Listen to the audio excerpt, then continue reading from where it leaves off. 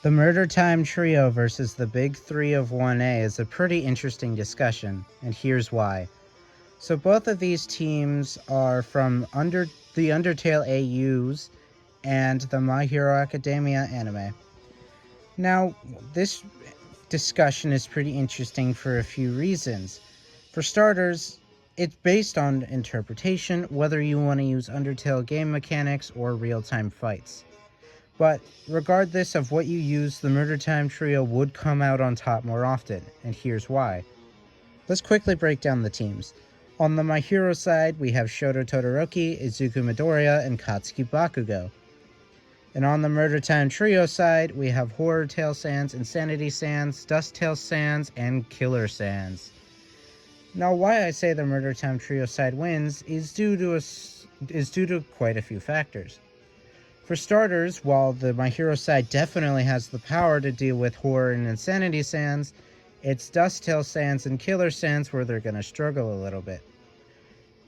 Both of those two characters specifically have the power to manipulate and destroy the entire game that they originate from, which is an entire universe, and if you want to based on interpretations, they could also reach multiversal levels of power due to manipulating other save files that branch off the main one.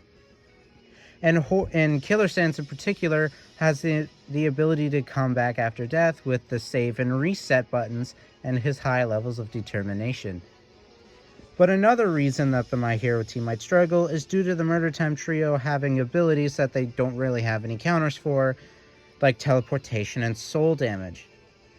While Deku might potentially have a defense against soul damage due to the quirk vestiges, like Shigaraki was able to do, Todoroki and Bakugo don't have anything to resist the soul manipulation abilities of the Murder Time Trio. So this fight really just comes down to Deku versus Dust and Killer Sans, in which case, while Deku is smart enough to find a way to predict the teleportation, the Murder Time Trio just simply overpowers due to their higher end scalings.